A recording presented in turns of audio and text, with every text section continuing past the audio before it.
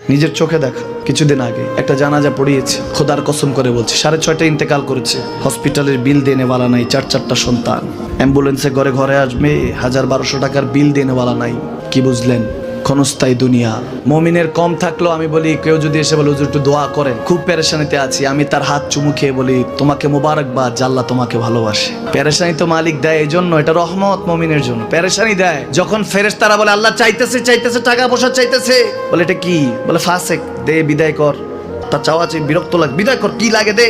মুমিন যখন চাইতে থাকে আল্লাহ আমাকে কিছু লাগবে, যখন একটু করে চায় আমার মাটাকে সুস্থ করে দাও, বাবাটাকে আল্লাহ আমার স্ত্রীকে, আমার আমাকে একটু তৌফিক দাও, চাইতে থাকে মুমিন। আল্লাহ বলে যখন ফেরেশতারা দেখে মুমিন চাচ্ছে, দেরি করতে পারে না, তাড়াতাড়ি খাজানা নিয়ে দিতে নেবে, আল্লাহ বলে রাখোস না, এত তাড়াহুড়া কিসের? তার চাওয়ার মধ্যে তো প্রেম আছে, একটু চাইতে দেস না। থাকুক না মুমিন আর একটু পেরেশান, থাকুক না, থাকতে দেস না।